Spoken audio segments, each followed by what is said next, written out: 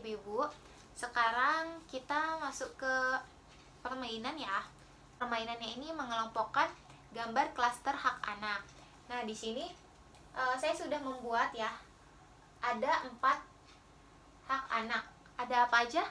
Ya, hak hidup, terus hak tumbuh kembang, hak perlindungan, dan hak partisipasi. Ya, betul.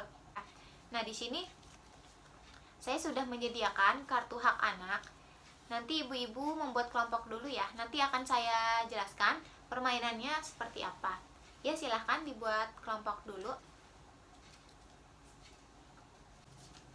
Nah, jadi di sini ada beberapa kartu hak anak.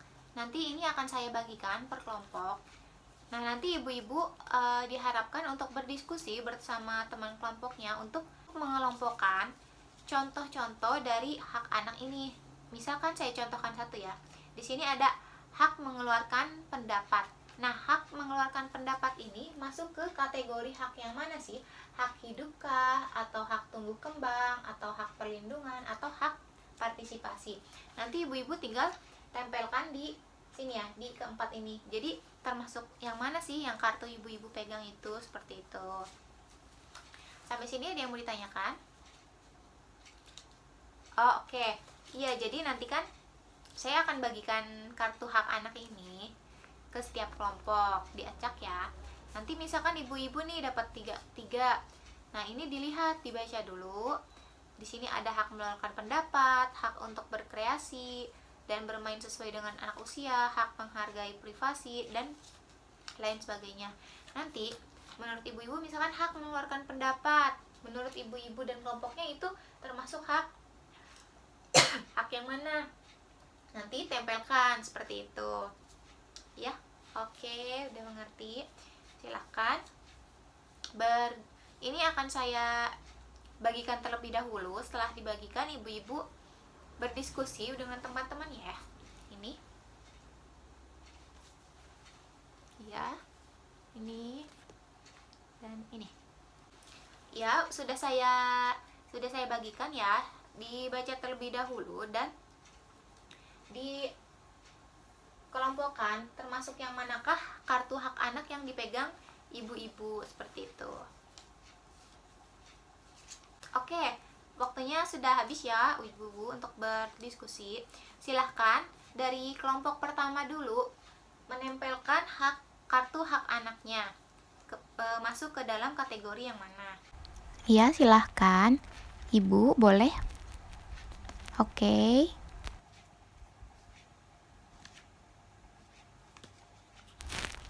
Iya.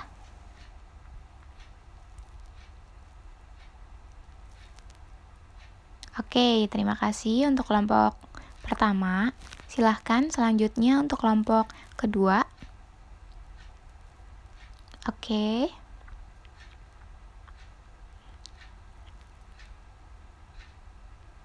Iya, terima kasih Ibu. Selanjutnya kelompok ketiga boleh ke depan.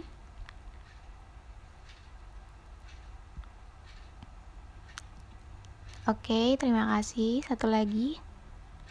Oke.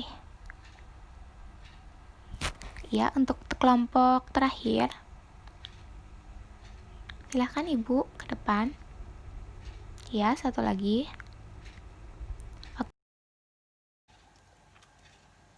Oke, terima kasih ibu-ibu untuk hasil diskusinya. Di sini akan kita bahas bersama-sama ya.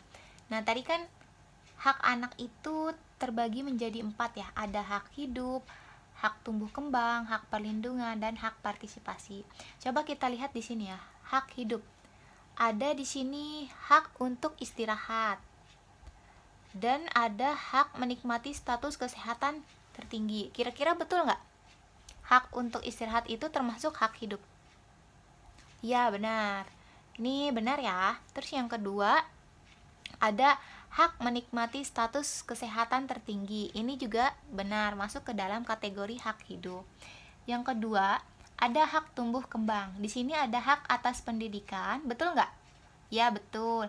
Jadi hak atas pendidikan ini, anak-anak ini berhak mendapatkan pendidikan. Seperti itu. Terus yang kedua ada hak atas taraf hidup yang layak bagi pengembangan fisik, mental, spiritual, moral, dan sosial anak.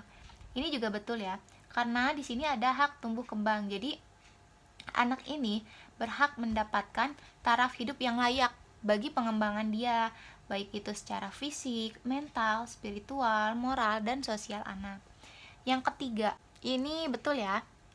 Nah, kalau yang ini maksudnya di sini tidak mendapatkan hukuman yang tidak manusiawi, ya seperti itu.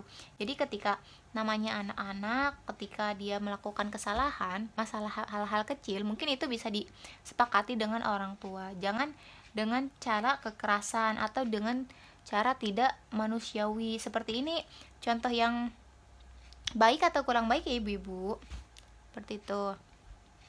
Nah, yang terakhir ada hak partisipasi. Di sini ibu-ibu ada yang menempel hak memiliki nama, hak mengeluarkan pendapat, dan hak untuk berkreasi dan bermain sesuai dengan usianya. Hak memiliki nama, betul nggak sih? Kenapa? Ya, ini mungkin lebih tepatnya ke hak hidup ya. Nah, di sini ada hak mengeluarkan pendapat, ya betul. Dia termasuk dalam hal berpartisipasi karena anak-anak juga pasti memiliki pendapat yang berbeda-beda dengan kita ataupun dengan teman-teman yang lainnya. Di sini juga ada hak untuk rekreasi dan bermain sesuai dengan usianya. Ini juga betul. Nah, berdasarkan pengelompokan yang ada di depan ini mengenai hak-hak anak ini, kan di sini ada 4 kategori ya, dan kita juga sudah ada contoh-contohnya tadi. Nah, saya ingin bertanya, apa sih cara yang bisa kita lakukan atau orang tua lakukan agar dapat memenuhi hak anak? Ya, silahkan, ada yang mau berpendapat? Ya, silahkan Ibu Dini.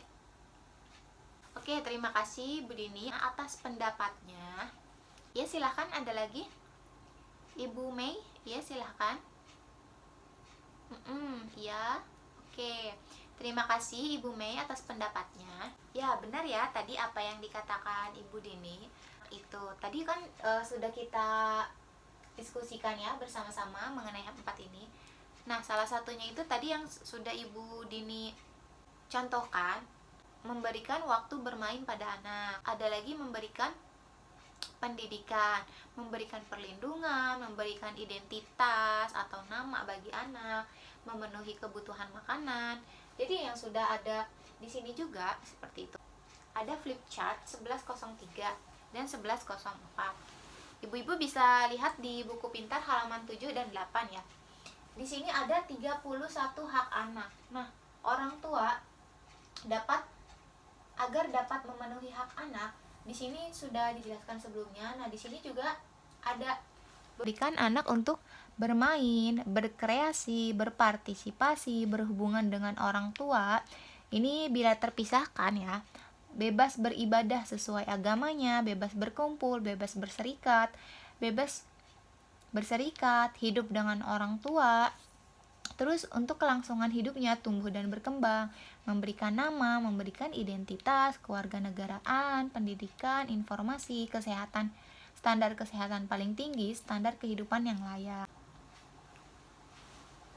Ya, bahwasannya hak anak merupakan kebutuhan anak baik fisik, psikis maupun sosial yang wajib dipenuhi oleh setiap orang tua atau orang yang diberi tanggung jawab atau kuasa. Misalkan yang dimaksudkan diberi tanggung jawab atau kuasa, misalkan orang tuanya sudah meninggal seperti itu, atau anaknya nauzubillah ya dibuang atau gimana, terus ada yang mengadopsi ataupun bagaimanapun itu yang sudah diberikan tanggung jawab untuk merawat anak tersebut.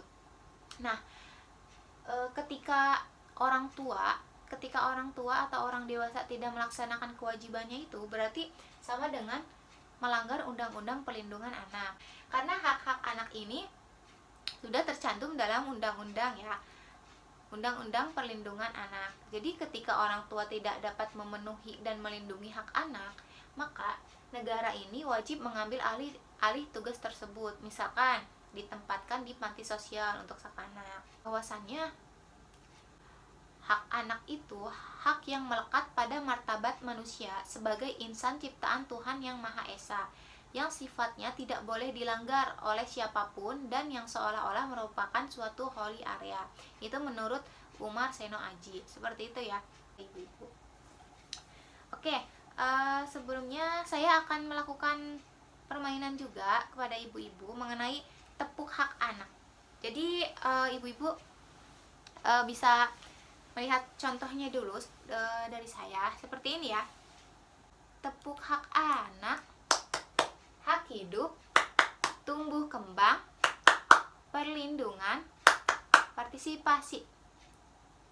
Seperti itu. Ayo kita bareng-bareng ya ibu-ibu. Tepuk hak anak, hak hidup, tumbuh kembang, perlindungan, partisipasi. Yes. Oke.